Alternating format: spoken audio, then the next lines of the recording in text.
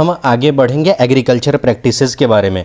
अब बोलोगे ये कहाँ है एनसीईआरटी में दिखाओ, अब बोलोगे ये कहाँ है एनसीईआरटी में दिखाओ, तो देखो यहाँ पे है ना एग्रीकल्चर प्रैक्टिसेस, इसके बारे में यहाँ पे बॉक्स है, मैंने उसको यहाँ पे निकाल के रखा है, देखो आसान के लिए।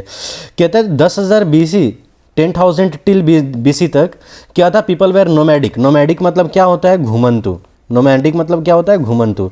लोग क्या करते थे, एक जगह से दूसरी जगह एक ग्रुप बनाकर घूमते थे। तो घूमते थे तो क्या करते थे, they were wandering in a group from places to places in search of food and shelter. क्यों घूमते थे, कोई भी आदमी क्यों घूमेगा, खाने के लिए घूमेगा या घर के लिए घूमेगा, शेल्टर के लिए घूमेगा, कंप्लीट।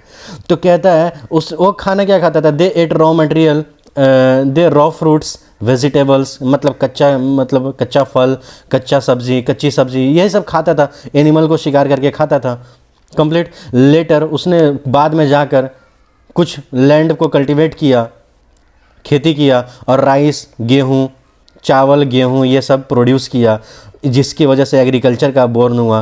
तो हाउ एग्रीकल्चर बोर्न, तो समझ गए ना। 10,000 BCE तक लोग क्या थे, नोमैडिक थे, घुमंतु थे। घुमंतु का मतलब हो गया एक जगह से दूसरी जगह एक ग्रुप में घूमते थे। किस लिए, तो फूड और शेल्टर के लिए। कोई भी आदमी कहीं क्यों घूमेगा, फूड और शेल्टर के लिए, कंप्लीट हो गया ना। और क्या करते, वो क्या खाते थे, दे एट रॉ मटेरियल, क्या मतलब कच्चा सब्जी, कच्चा फल, ये सब खाता था। वो लोगों ने बाद में जाकर क्या किया, कल्टीवेट करने लगा, खेती करने लगा, क्या प्रोड्यूस किया, राइस और वेट प्रोड्यूस किया। तो ये ऐसे पढ़ोगे एक एक तोड़ तोड़ कर। कहता है When plants of the same kind are cultivated at one place on a large scale is called crop। एक बात याद रखना, ये क्रॉप का डिफिनीशन है, ये क्रॉप का डिफिनीशन है जिसको मैंने हाईलाइट कर रखा है, इसे याद कर लेना। डायरेक्ट क्वेश्चन आएगा कि when plant of a same kind are cultivated at one place on a large scale it is called. और ऑप्शन में होगा एगो क्रॉप, एगो वीट होगा, एगो मैंगो होगा, ये सब ऑप्शन में 4 गो होगा। तो तुम्हें ये डिफिनीशन याद रहेगा तभी तो ये क्रॉप का डिफिनीशन मार पाओगे। देखो मैंने ये कहा कि एक लार्ज एरिया में एक ही टाइप का क्रॉप ग्रो हो, एक ही टाइप का क्रॉप ग्रो हो, सेम काइंड। यहाँ पे देखना, एक यहाँ पे सेम काइंड है, सेम काइंड का क्रॉप एक लार्ज एरिया में जब ग्रो किया जाए तो उसे हम क्रॉप बोलेंगे। फॉर एग्जाम्पल अगर वेट को क्रॉप बोलेंगे, क्रॉप ऑफ वीट, सिर्फ वीट ही ग्रो हुआ हो, complete. You already know that crops are of different types. ये क्वेश्चन आ जाएगा कि एनसीईआरटी में जो क्रॉप्स दिए हुआ है वो क्रॉप्स आर ऑफ डिफरेंट। ये देखो, these are classified on the basis of seasons in which they grow.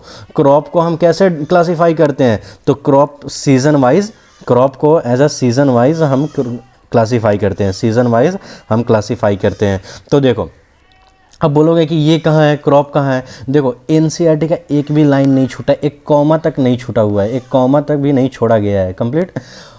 और एनसीईआरटी विद PYQ किया गया है। ये देखो आगे, India is a vast country, हमारी कंट्री बहुत बड़ी है। अब ये देखो क्लाइमेटिक कंडीशन जैसे टेम्परेचर, ह्यूमिडिटी, रेनफॉल, ये क्या होता है, एक रीजन से दूसरे रीजन तक वेरी करता है, कंप्लीट, अलग अलग है। एक रीजन में अलग टेम्परेचर, ह्यूमिडिटी, रेनफॉल है, दूसरे रीजन में अलग टेम्परेचर, ह्यूमिडिटी, रेनफॉल है, कंप्लीट। अब accordingly there is a rich variety of crops grow in different parts of the country. इसी के अनुसार क्या हो रहा है, रिच वैरायटी ऑफ, मतलब बहुत ही ज़्यादा वैरायटी ऑफ क्रॉप्स ग्रो होता है अलग अलग पार्ट्स ऑफ कंट्री में, कंप्लीट। अब कहता है despite this diversity the two broad cropping pattern can be identified. देखो ये लाल वाला है ना, लाल मतलब खतरा। तो ये देखो, ये क्वेश्चन MU में आ चुका है, देखो 2019 में आया है, 2018 में आया है, 2012 में आया है। और यहाँ से क्वेश्चन बनता ही बनता है, किसी से भी पूछ लो जाओ, यहाँ से क्वेश्चन नहीं बनेगा ऐसा सवाल ही पैदा नहीं होता, कंप्लीट। अब मैं बताता हूँ क्वेश्चन कौन सा आया।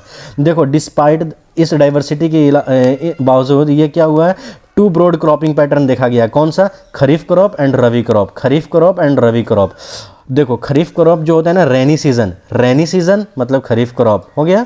और कहता है इस रेनी सीजन कब तक इंडिया में, कब से कब तक रहता है, तो जून से सितंबर तक। ये देखो रेनी सीजन जून से सितंबर याद होना चाहिए, कुछ भी कर लो, ये दोनों याद रख लो, खरीफ क्रॉप रेनी सीजन जून से सितंबर। एग्जाम्पल मस्ट है, पैडी, मेज, सोयाबीन, ग्राउंड नट, कॉटन, ये सब खरीफ क्रॉप का एग्जाम्पल है। रवि क्रॉप क्या होता है, विंटर सीजन, विंटर कब से होता है, अक्टूबर से मार्च तक, complete. Called rabi crops example होते हैं, rabi crops are wheat, gram, pea, mustard and linseed. अब बोलोगे ये हमें क्यों रटा रहे हो, ये रटना पड़ेगा, एग्जाम निकालना है फिर रटना पड़ेगा, समझे, ये क्वेश्चन आएगा। देखो देखो ये 2019 में आया, 2018 में, 2012 में। अब देखो बिसाइड दीज, इनके अलावा पल्सेस और वेजिटेबल्स जो होते हैं ना वो समर में ग्रो होते हैं मेनी प्लेसेस में। तो ये याद रख लेना, अगर यहाँ से नहीं पूछा, यहाँ से नहीं पूछा, यहाँ से नहीं पूछा, तो यहाँ से ज़रूर पूछेगा। कंप्लीट। अब देखो क्वेश्चन क्या आता है, which of the following consist of rabi crop. मैंने क्या बोला, रबी क्रॉप। रबी क्रॉप का मतलब ये देख, rabi crop gram, pea, mustard, linseed, wheat. Example रटवाया। अब देखो 2019 में एमयू 2019 में आया था, बताओ कौन है, वीट और मस्टर्ड है एग्जाम्पल। देखो वीट और मस्टर्ड एग्जाम्पल है, वीट और मस्टर्ड देखो, है ना।